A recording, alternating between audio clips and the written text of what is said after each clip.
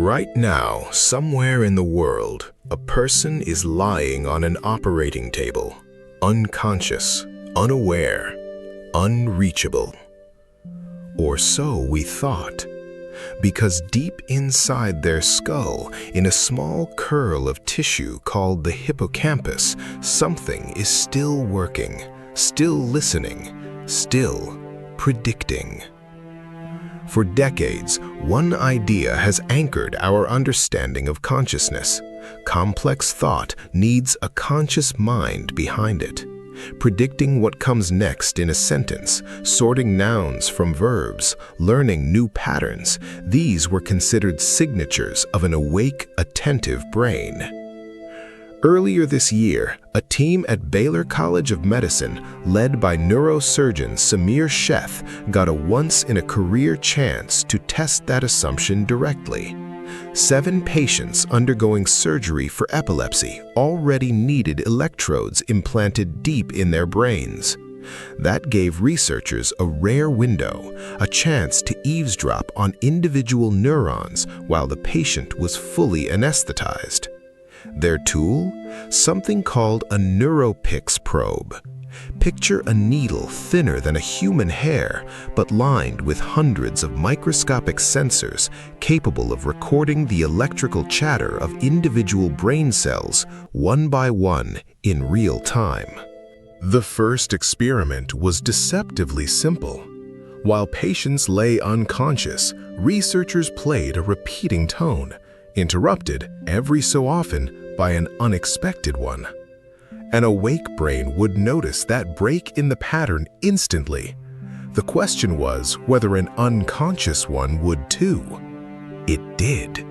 Not only did neurons in the hippocampus react to the oddball sound, their response got sharper the more times it happened. That's not just detection, that's learning, happening in a brain that by every clinical measure was switched off. So the team pushed further.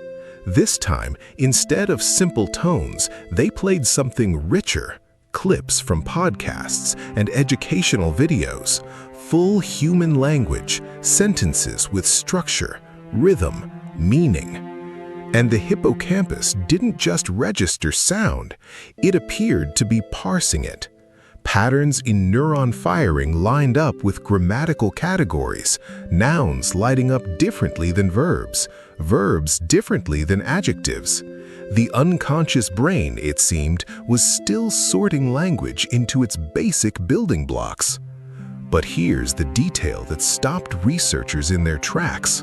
The neural activity didn't just track the words as they arrived, it seemed to anticipate the next one, predicting a beat ahead what was coming. Scientists involved in the study couldn't help but notice the resemblance to how modern AI language models work, constantly estimating the most likely next word in a sequence. Except this wasn't a machine. This was a human brain with no one home. For a long time, prediction, the brain reaching ahead of the present moment, was treated as something only a conscious, attentive mind could do. This finding complicates that. The computations researchers recorded looked almost identical to what happens in an awake brain, and yet they produced no memory, no awareness, no ability to act on any of it. Which raises the question researchers are now sitting with. If all of this can happen without awareness, what is consciousness actually doing? To be clear, this doesn't mean patients under anesthesia are quietly understanding conversations in the operating room. The researchers are careful about that distinction. What it suggests is narrower, but still profound. Certain complex, structured processes we associate with thinking can run in the background with nobody watching. It was a small study, just 7 patients, and there's a lot left to learn. Does the same thing happen during natural sleep? During a coma? Scientists don't yet know. But for now, one image is hard to shake.